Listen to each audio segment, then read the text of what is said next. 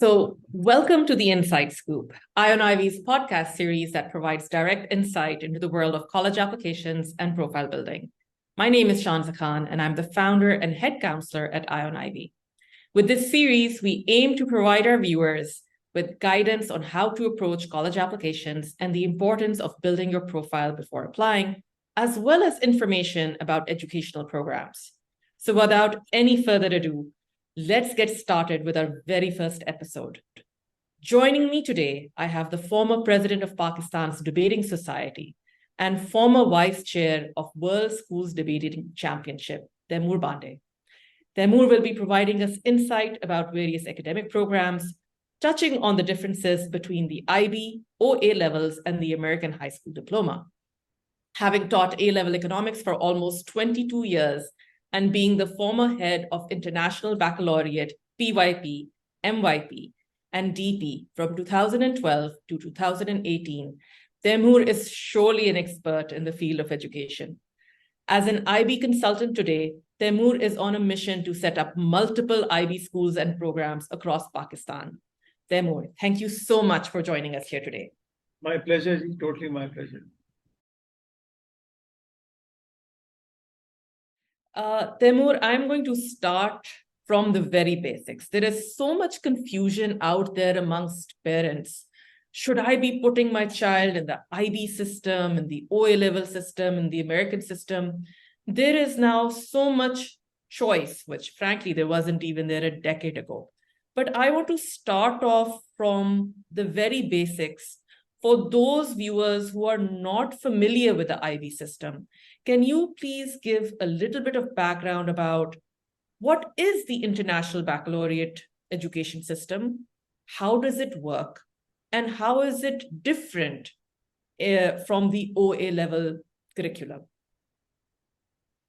I'm glad you asked this question. Actually, you're echoing a lot of people who are sitting on the fence or perhaps sitting on the other side of IB. And I know this is a common sentiment because there are lots of misconceptions, myths about IB also that one hears. So I believe this should be a good platform to ease and sort of inform people about what is IB and what it is all about. To be honest, I think there are lots of systems, but before I begin talking about IB, I think it's important to understand that perhaps not all the systems are for everyone. Although I would advocate IB, my own kids are doing IB. They've not seen a regular school for that matter, but I would say perhaps they were the right fit for IB. Maybe some of them don't feel that they are well adjusted in the system. They perhaps do really well in the other systems. So I wouldn't go into competitions of one system versus the other. What I will go definitely into, and to come to your answer, is that what makes IB different, for me at least, from my perspective. You see, we are now dealing with a generation which is going to go into the real world in, say, about, if you talk about primary years, so 15, 20 years down the line, you would know better. Go back 20 years, go back to 2003. The world was very different. Yeah. I'm sure you remember 2003. Now imagine 2053. So we are preparing the generation for that future that we don't know, and a future that is evolving extremely rapidly. How do you prepare them? Do you prepare them the traditional way that you and I studied, or perhaps our parents studied? The answer is no. Yeah. We couldn't study in the same structure that our parents did. I remember in Pakistan, intermediate matriculation was the done deal. Everybody would do that. Very rarely you would hear about scenic English programs. Absolutely. But then came a generation where O levels, A levels became vibrant and became the norm. Everybody and anybody would send their kids to OA levels, resulting in the quality drop in institutes like Cubbon College or Kinnaird College, which were the icons once upon a time. Now, with this new generation, with this new methodology, with this new technique and the future requirement, I feel a new system is required. Therefore, I feel IB gives us that experience, that learning facility, and that environment which is really needed to prepare children for the unknown. So in terms of skill development, in terms of what I think is required, because whether we like it or not, these kids are global citizens. We are not preparing them now for our city, our province, our country. We're preparing them for the world now. So how do they compete with the world? By acquiring certain skills. Mhm. And now, what the good thing that I like about IB is, of course, there's content, there is assessment, there are exams per se, but it is not focusing wholly solely on that. It is focusing on your skill development, the kind of assessments they have. They challenge the ability to investigate, to critically think, to analyze. It is not a reproductive factory. It is not something where you rote learn or copy paste. It is not grade centric. It is heavy on content, but I think it goes into the depths instead of just looking at something on the surface level. I think it's a holistic education that, if I was to describe it in one way, in one word, because for me, when I see and compare kids going into IB streams versus the others, and again, the others are not necessarily doing bad. They're pretty bright students in the regular system or even intermediate and matriculation. But I feel children are challenged differently in IB. And this is where the skill base comes. So I think IB is preparing kids for that particular future, A, and B, it is giving them the kind of education that perhaps is required for the future. So, Taimur, I completely agree with you on the comments that you have made. Particularly, I want to highlight the fact that you said that despite all of this, uh, the IB is not for everyone. I myself have two children in the IB stream and one in the traditional Cambridge stream. And there is also this, I think, misconception when I speak to parents around the country that the IB is easier, that the IB does not challenge you sufficiently, that the IB is essentially for those kids who could not cope in the traditional system. I would like you to comment on that and a little bit about what sort of child is suited better to which stream. Shanta, very valid question. And I'm glad you asked something very, very specific in this sense, because this is something that I've been hearing throughout. Even when I was heading IB, I had parents come in and say he's struggling in the other stream, so perhaps this is an easier one. Why don't you consider him for your stream?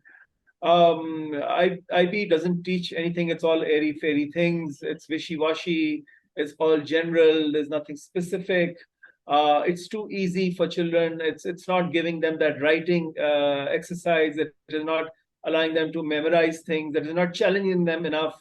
Or something very popular I used to hear that, in the primary years, we want the kids to go to the regular stream because we want the base to be strong. And then perhaps we think about IB middle years. Now, what is the definition of all these things? Strong base, challenge enough, etc. is content heaviness. Parents are so used to it, and this is something that we even struggle in IB, to be honest, because parents are so used to so much of content, the bombardment of assessments and the bombardment of homework, that they find this concept-based learning something really wishy-washy, something up in the air. It is not. You see the problem, and that's what I keep on telling parents. If nothing else, I think IB is more difficult.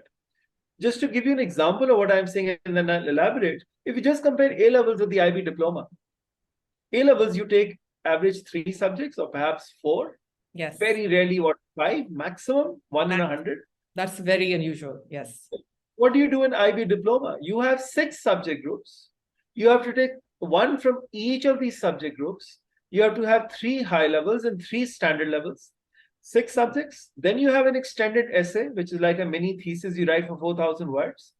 Then you have theory of knowledge, for which you write a 1,200-word essay plus the TOK exhibition. Then you have CAS, where you have to do, there's active community service that you're being discounted, you prepare a portfolio for. You have 9 disciplines that you're working on at that particular level. Now, a graduate coming out of an A-level stream, and I've taught economics myself, the traditional makeup used to be business economics accounts. You pick up the stream, you'll find hundreds of them taking this combination, versus somebody coming with this combination that I just mentioned. So tell me, what is easier and what is difficult, on paper at least, as far as subject comparison is concerned? Secondly, if I'm not asked questions like, what is the meaning of this, define this concept, explain this particular concept, and I'm asked, what do you think about it?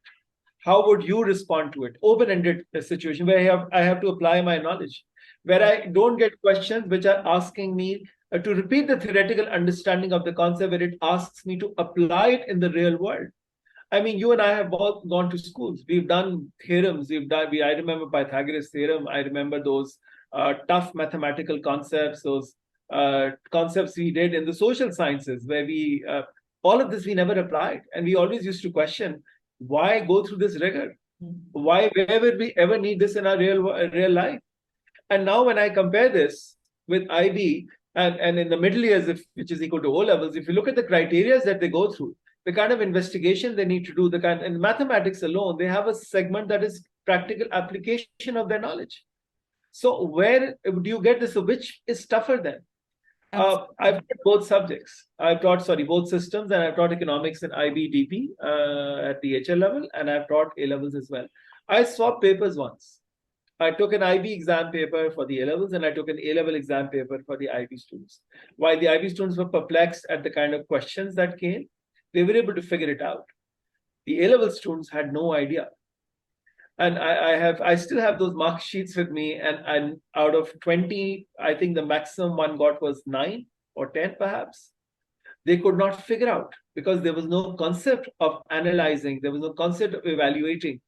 There was no concept of stating facts and going beyond the lectures and beyond what you read in the books. There was zero investigation. Nobody asked them to apply the theory into reality. So that is a startling difference. As far as kids are concerned, I think the two things that I really admire IB for. A, it has modified learning. So if my child is with special needs, if my child is autistic, has ADHD or something like that, then this is a system for them. Because it modifies the curriculum, it modifies the assessment, there are different rubrics. My child is part and parcel of a regular stream. He or she is not isolated. A. B, the concept of policies over here. So academic honesty policies drilled in your heads right from the primary years. Your inclusivity, the inclusive policies are part and parcel, where you're taught exactly how inclusive one has to be right from day one. The assessment policy, it's not an unknown A for me like you have in A levels and O levels. I know very well what the rubrics are all defined as. So I am part and parcel and a very important stakeholder in all these policies and the school directions and action plan of the school. I'm not somebody who's isolated. My parents are a stakeholder. They're interviewed and grilled by the IB. Each teacher coming in teaching is trained. Training is something which is a huge vacuum in our system, in every system for that matter. So these are areas which I feel makes IB different compared to, so children with who are, I think, more into concept-based learning, who are more into not being told to sit down and do as they are told, who have a brain, who have a thinking mind. I think kids who are not challenged enough, this is a system for them. We've had children who were rejected by the regular stream, who were failing in the other stream, who were tagged, unfortunately, in the other stream. There were names taken, I can't even repeat here, by their own parents about the child. And I'll tell you stories and you'll be shocked how those children not just survived, some of them did extremely well, are sitting in places in good universities, and some of them on scholarships in the US and in Pakistan. So I think we were able to take on those challenges and we were able to work because it allowed us to work. There was no one fit all for all. It was modified learning. So children like that were able to fit into the system. So I think in that sense, I think IB is meant for such levels and such categories that I mentioned. Well, thank you for that detailed explanation, Taimur. It's interesting that at one end of the spectrum, you have parents thinking that the IB is an easier alternative or fluff in the air. On the other side, I have heard educated people comment about, the IB is not for everyone because it is far too difficult. That's the other kind of comment that I hear. And interestingly enough, that particularly for boys, this is, their time to find themselves, play more sports, do more extracurriculars. Why do you want to expose them to, these additional subjects when it is not necessary in their teenage years? So this is kind of the other end or extreme of comments that this is why one should not look at IB because it is far too difficult. It will hamper kids' emotional growth. Could you comment a little bit on that for those who are not familiar with the IB? No, I've heard these comments, and the first reaction is that it's a very sexist comment that boys are meant for something else and girls are meant for something else. I think it's time we become gender agnostic when it comes to these things. I think the challenge should go to everyone. Everyone deserves that challenge, boy or girl. Everyone deserves to have that platform where they can discover themselves, actually. As far as the toughness is concerned, it's too difficult for everyone. Look at the way the child is prepared right from the primary years. Yeah. You're prepared for that rigor. So your capacity to read, for example, your capacity to think, your capacity to investigate, your capacity to reflect, all of these are ingrained talents that start right from the early years. So by the time that child reaches a middle school or reaches the end of the IB diploma, he or she is pretty geared for that kind of requirement. It's not that you suddenly throw them at the deep end without giving them the skills to swim. So those skills are being given to them right from the onset. I've heard, reactions from universities in Pakistan, universities like LUMS and IBA, who've said there's a startling difference. Our first semesters are generally gone in two directions. One, A, make them unlearn. B, giving them basic skills like presentations and research because they have no idea. Versus the IB kids who come prepared because they've been doing research and doing presentations right again from the primary years. So the skill sets are prepared right from the beginning. That's where the difference is. In Pakistan, of course, there's a lot of parental pressure, and unfortunately, and I'm glad I can use this platform to say that also that some of the IB schools now have put in a lot more content than is required. There are school heads now looking at feedback from parents, and parents are complaining or they're lifting their kids out because at the end of the day, parents are clients. So they're losing business to schools who, for some reason, they feel are providing more content because there's a constant comparison between IB versus Cambridge or even within IB schools now. So in primary years, you'll be shocked that parents are taking kids out of the early years because they feel the child is slow compared to what they feel is happening elsewhere. Because elsewhere, he or she's given ABCs and Alif Pays and 1, 2, 3s, and here you're talking about creativity and going out there and experiential learning and learning through play. Parents don't understand that. So schools have started bombarding them with a lot more content, beefing it up and making it at par with some of the regular Cambridge streams, which is really unfortunate. But what is happening outside and where I feel the real IB is being followed is because there's a lot of skill development right up till grade 2. A child may not know how to write ABCs or 1, 2, 3s, or is not able to do two-cut table and all those things. But then the creativity of that child, the thinking skills of that child is far more out there compared to somebody who's not gone through that experience. So what they feel is that the creativity part comes right at that stage and the rest can come later. We flip it. We say no, the content bombardment should come first and then we'll think about and see creativity. Or in fact, some of them don't even value creativity.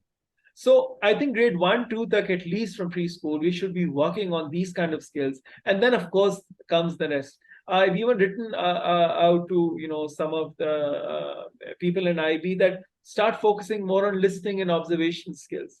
Give us tools how we can assess children based on that. I mean, we have some idea, but focus more on that, and then we can do the rest. The writing can come, say, grade 2 onwards, but at least reading, listening, observing, all of that should be focused on primarily. But unfortunately, in Pakistan, we made it the other way. We feel that no, that because of a lot of content, and that's what we did. And one more thing, basically, the problem area is that parents don't do their research.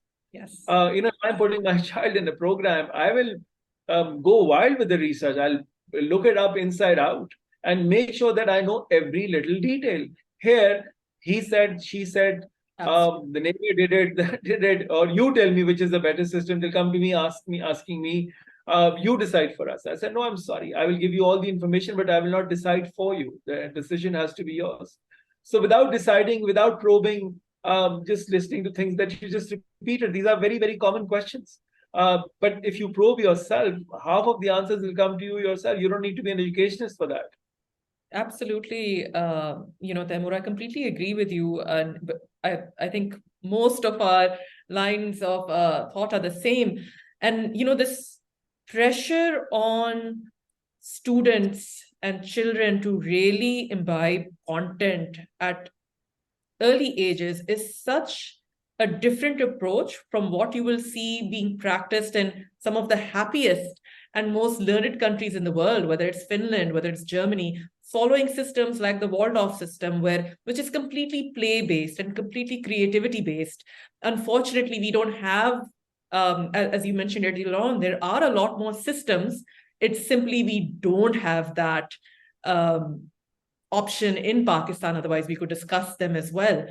I would like you to comment on another apprehension that parents have, that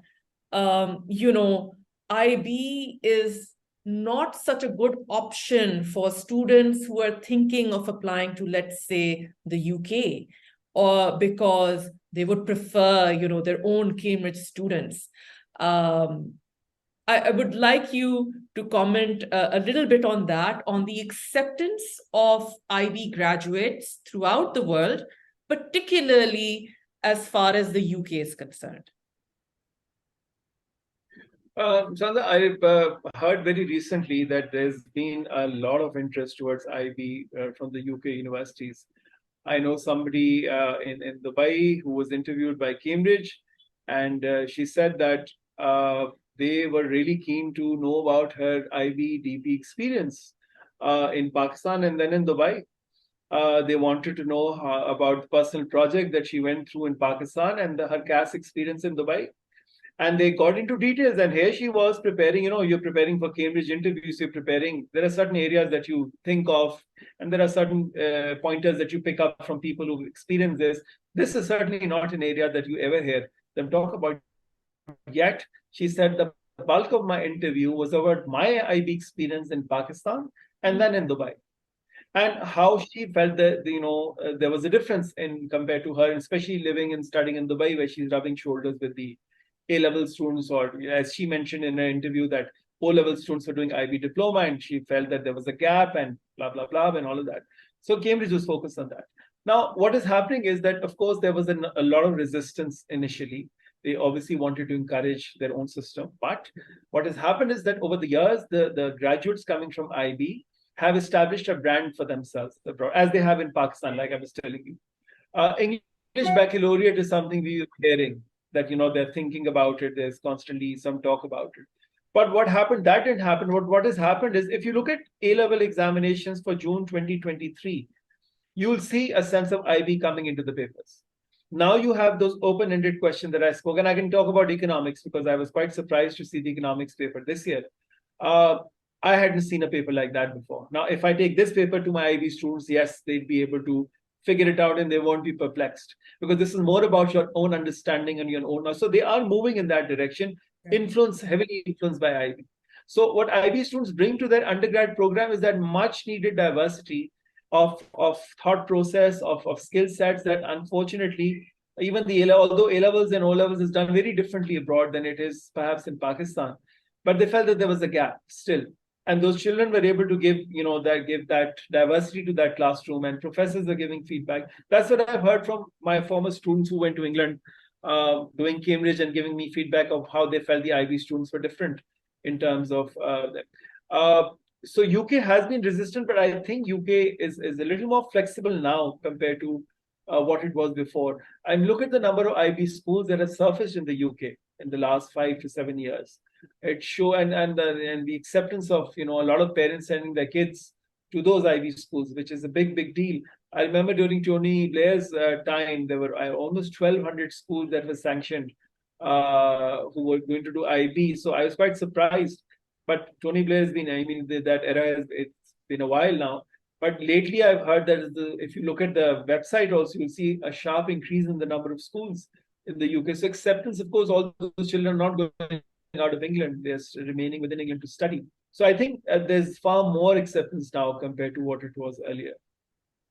That's great to hear, Taimur. I know as far as the US is concerned, generally speaking, IB students have a 22% higher acceptance rate compared to Cambridge students. So we have the data on that, and it really varies from university to university. But overall, The data that has been collected says that there is a 22% greater, which is a significant number. Yeah. However, all said and done globally, here's another dilemma that I think is unique to Pakistan, particularly because of those students who wish to pursue medicine. Now, and I would really like to hear your honest take on this, and I can tell you what I advise students, but it'll be great to hear another perspective on this. When I have students who wish to pursue an MBBS from Pakistan, I actually tell them, hey, you know what? You may want to consider doing the FSC instead of either the IB or OA levels because of the issue we still have with equivalency. And so your chances of getting into a government medical university, whether it's Fatma Jinnah, whether it's King Edward, just by the point conversion, not because whether that teaching system might be better or is equipping you with better skills, but we have this real problem with equivalency. So number one, for those, once again, who are not too familiar, and this is a question I get, is equivalency for IB and OA levels similar or not? So please answer that for our audience. And number two, what would you, and a significant amount of our students still wish to pursue medicine. It continues to be one of the top professions that Pakistani parents tend to steer their children towards. What would you advise them? Coming to the first question, the equivalence is the same. IB was sort of lagging behind earlier on, again, a few years ago, but then now it's at par. So whether you do A levels or IB, the grading pattern, the equivalent point system is exactly the same now. So there's no difference. Secondly, interestingly, Aga Khan University in Pakistan, which is the #1 university, used to accept IB students when there was not even a single graduate coming out of IB diploma in the rest of Pakistan, because Karachi started IB in '96, I believe. They were accepting IB students. But then one can say not every child can get into Aga Khan. Aga Khan, in any case, is extremely competitive, even A-level students. I agree. In IB, what happens is that you're supposed to take 1 from 6 subject groups. So in the sciences, we're supposed to take 1. So medical students, engineering students, for example, require chemistry in Pakistan. They need 2. Because the local engineering universities would require chemistry along with physics and math, not just physics and math, whereas abroad you can do without chemistry. So IB allowed 2 sciences to come in as far as Pakistan was concerned, just for the engineering students. For medical students, you need physics, chemistry, and biology, for example. So all your 3 HLs in IB are allowed by IB to come in from the sciences, but then you obviously take 3 SLs from the other subject groups. So there's a lot of flexibility that IB created only for the Pakistan-specific sort of requirements. Having said that, end of the day, both A-levels and IB students have to sit for those FSC courses over the summers to prepare for the MD CAT. The MD CAT is structured around the FSC curriculum. So yes, what is now happening is that medical students pursuing or wanting to pursue medicine in Pakistan, not just start and wait for their IB diploma to finish and therefore jump into the FSC tuition centers, which again is problematic because they feel they're misfits. Children coming from matriculation are a different breed. FSC is a different breed. They're not being able to cope with it. But there are a lot of online resources now that are there. So there are a lot of edtech companies that help you prepare for the MD CAT sitting in your homes and are doing a fairly good job, in terms of preparing you. So the preparation part for both A-levels and IB students would begin in any case after their exam. But what is happening is there are a lot of FSC curriculum and a lot of FSC trainings are now even happening in DP1 going into DP2, that summer break. So a lot of children have started getting that head start to getting into the mold of what the FSC requirements are. And FSC requirements are very, very traditional and very, very specific. So they start, in advance and trying to get into that groove. Of course, the final push comes in when you're through with your IB diploma exams, as is the case with the A-level system.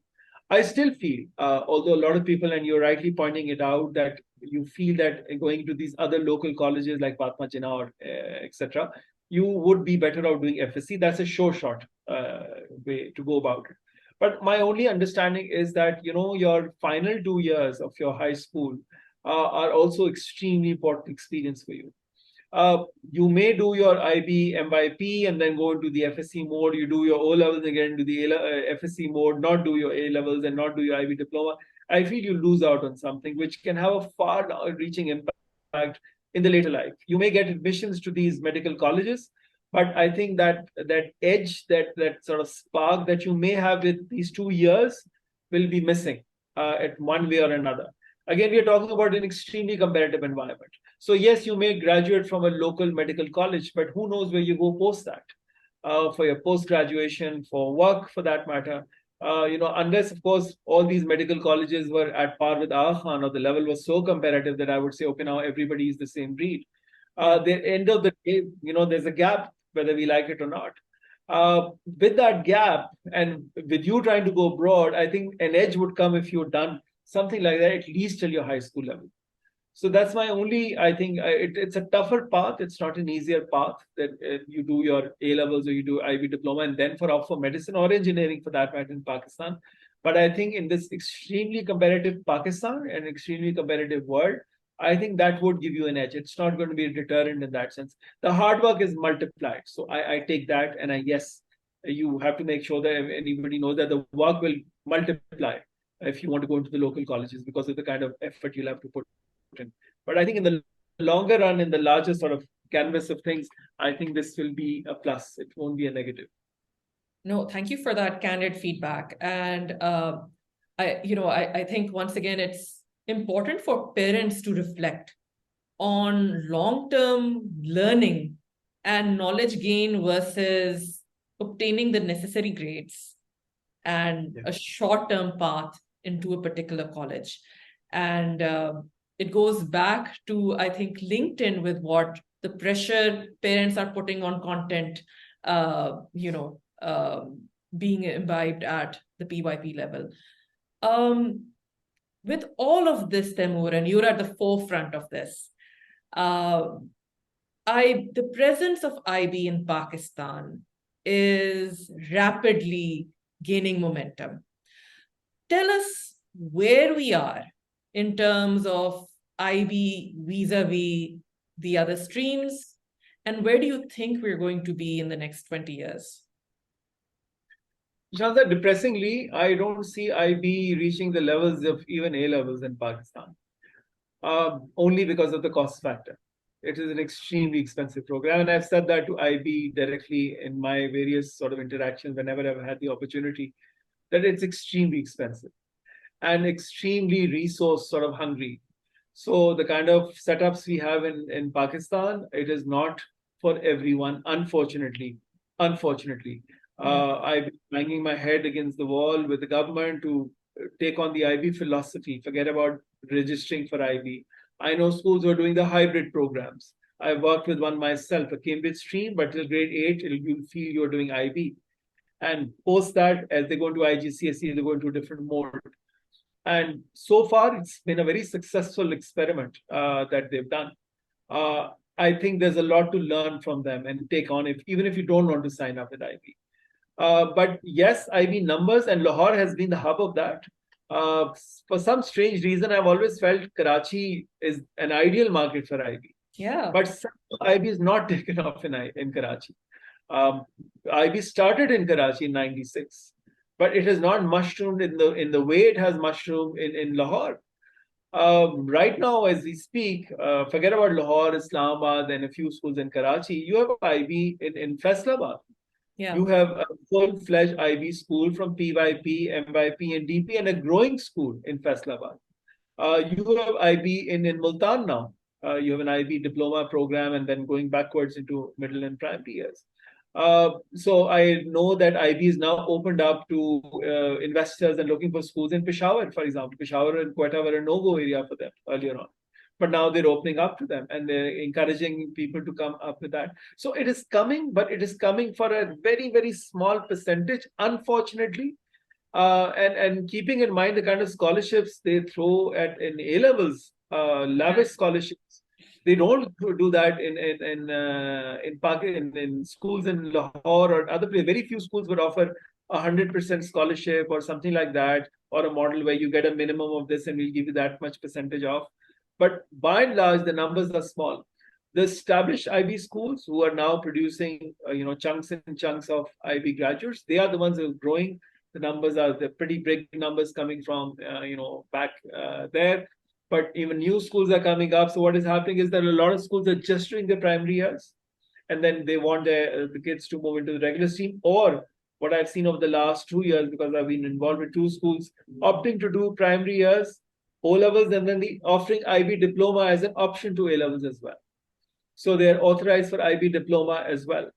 So they've skipped MYP because they feel E-assessments are too tough. And we unfortunately have to do E-assessments because we don't get the local equivalence if we don't have a replica of substitute for matriculation. As you know, even the IB kids need to do Islamiyat and Pak study O levels because I doesn't examine them. Unfortunately, Urdu has been part and parcel of them for the last few years. And I believe they created a content for Islamiyat and Pak studies as well, but it is waiting for an NOC from the government. Otherwise, they sit for those O levels as well. So unfortunately, I think it is not going to be as popular, as widespread as you have even A levels. I'm not even going towards FSC right now, FA. Those numbers are really large. But even A level market, I don't think it's going to bump that at all. Taimur, I have so many questions for you that we could go on and on. Particularly on just the last comment that you made, that cost makes quality education prohibitive. But I'm afraid I will have to request you to join us again for another session, later on, so that we can explore these other areas as well. I'm grateful that you took out the time to be with us today and really explain some fundamental differences between IB as well as ONA levels. So thank you, really, from our side. We will continue to probe different areas of issues in the areas of education, as well as college applications as we go on. But thank you once again for joining us today.